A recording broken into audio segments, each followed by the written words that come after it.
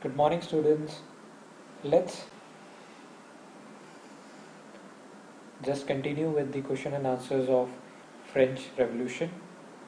So we have completed first three. We are left with the last three questions. So today we will discuss the last three questions, and I have provided you the word file of this question and answers. In this weekend, just write down uh, all the questions. So there are five questions. Okay, there are six questions. So if you want, you can cut it down with five questions. So you can skip question number 4 if you want. So you we will discuss here, but you can skip that in writing. Just write five questions, okay, in your notebook. So question number 4 says, draw up a list of democratic rights we enjoy today whose origin could be traced to the French revolutions. So here you hear what the question saying that in India we have democratic rights, हमारे कुछ rights हैं. So draw the origin from the French Revolution. जो ये rights हमारे पास आए, इसमें से कितने rights जो हैं, you can see that it come from the French Revolution. So draw up a list of democratic rights we enjoy today whose origin could be traced from the French Revolution. So democratic rights एक अलग से chapter है हमारी civics की book में, which we will deal later. But overall, democratic rights enjoyed in India, which I hope you have studied in class 7, you have studied in class 8, okay, in some of the chapters of Cordova. So democratic rights which we have today, which have the origin in the French revolutions, is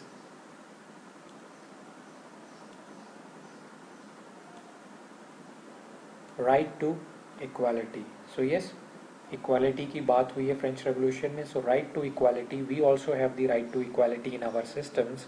It's mentioned in our constitutions. Okay. Second is right to freedom. Yes, we have the right to freedom. We have the right to freedom, which you can say we traced that origin from the French Revolution. Then right to assemble and form unions. आपने देखा last में that all the clubs and people are forming assemblies to unions or to criticize the government. So these all right we all still have in India. We have the right to assemble peacefully and to form unions which are to deal with the government. Okay, so we have this right in India. Next right is right to freedom of expressions. Right of freedom of expression ये हमने पढ़ा था कहाँ पर, censorship के अंदर. So right to freedom of expression is the which is given to our media. India में media have the right to freedom of expression, and even every citizen of India have the right to freedom of expression. You can criticize government, you can put your point in front of the government and in front of a group. So that is what the right to freedom of expression. So these are some of the rights which you can say we traced the origin from the French Revolution. Okay, so बड़ा simple था ये. Next is important question. Next question says, would you agree with the view that the message of universal right was beset with contradiction? Explain. So सबसे पहले तो ये question समझना बहुत ज़रूरी है कि क्वेश्चन पूछना क्या चाह रहा है, then only we can write the answer. See, the question says beset means basically trouble, या हिंदी में इसे हम कहते हैं घेर लेना. Contradiction, I think you all know that it's the statements, ideas opposed to each other.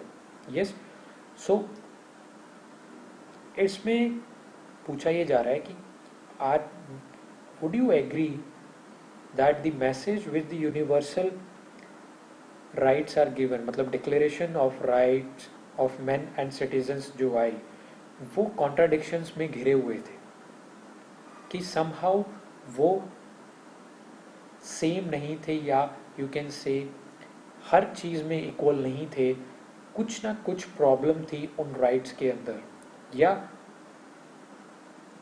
The message of the universal, मतलब कि कोशिश उन्होंने कहा कि यूनिवर्सल के लिए, पर वो सिर्फ कुछ सेक्शन ऑफ फ्रेंच पॉपुलेशन के ऊपर ही लागू हो रहे थे, क्या ऐसा कुछ था? So you have to explain that. Okay, so yes, what will be your answer in this, that the message of universal right was beset of contradictions. Many ideals of declaration of rights of men and citizens were not clear in their meaning. ठीक है, सो जो rights थे वो काफ़ी हद तक कुछ चीज़ें उसमें क्लियर नहीं थी, so it was not a universal right. Okay, so कैसे चीज़ें क्लियर नहीं थी? Like the first point says that declaration of rights of men and citizens, ठीक है, laid stress of equality but the large section of the society was denied of it. Yes, हमने देखा था that it is the declaration of rights of men only and that is also divided into active and passive citizens. तो equality कहाँ थी? There was no equality. Okay, so that was the contradiction about the universal rights. Then second point is say that the women are still regarded as the passive citizens. उनके पास कोई भी political rights नहीं थे, ना उनके पास right to vote का अधिकार था और ना ही उनके पास political offices hold करने का अधिकार था. So women are still regarded as the passive citizens, so it is contradiction to the universal right. It is not universal in nature. Okay, then हम यहाँ पे बात कर रहे थे that French always say equality, fraternity and liberty. So liberty means freedom, giving freedom to everyone, but we still know that इसके बाद भी France continue to hold and expand the colonies. all the colonies like, yes, Guadeloupe, Saint Domingo, which they are dominating, France are dominating, are still under the hold of France. So there was no as such liberty overall. It says just liberty for the French people, but colonies are still continue to be held by the France. Okay. Fourth point, slavery existed in France till the first half of 19th century.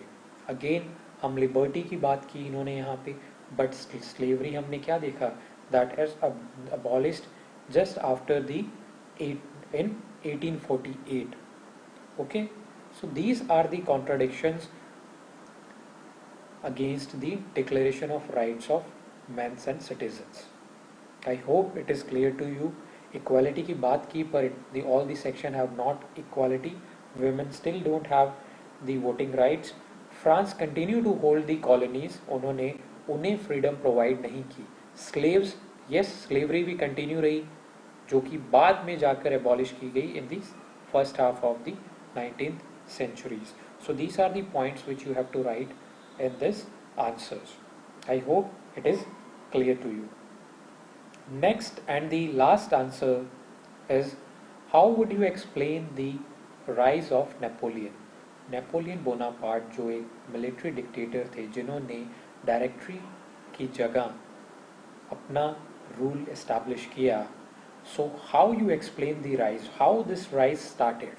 सो हमें ये पता है that Napoleon के आने से पहले the France was ruled by the directory, जो कि एक एग्जीक्यूटिव बॉडी थी of 5 members and there were 2 legislative council in that system. But हमने देखा कि जो डायरेक्टर्स थे they often clashed with legislative council और there was no consensus and that led to the political instability in this system, and this political instability led to the way of rise of military dictator, that is Napoleon. Okay, so France was ruled by directories, an executive made of 5 members, but directors often clashed with legislative councils and who they sought to dismiss them. And political instability, ultimately the political instability bring the rise of the military dictator, that is Napoleon Bonaparte. Okay, then after we know that the rise of Napoleon, he crowned himself as the emperor in 1804 and he conquered many European countries and they tried to put members of his family, हमने पढ़ा था वहाँ से the word nepotism came.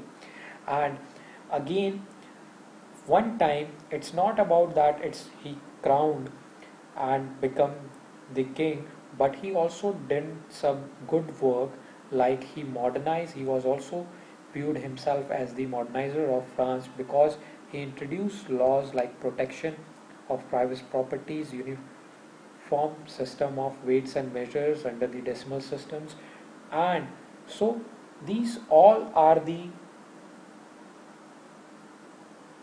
points by which you can explain the rise of Napoleon. Initially, Napoleon was seen as the liberator who bring freedom to the people, but his rise to power did not last long and he finally defeated at a battle at Waterloo in 1815. Okay, this was the rise. You will see that it started with a introduction and it was ended by a conclusion at the last. So this will be the answer on how would you explain the rise of Napoleon.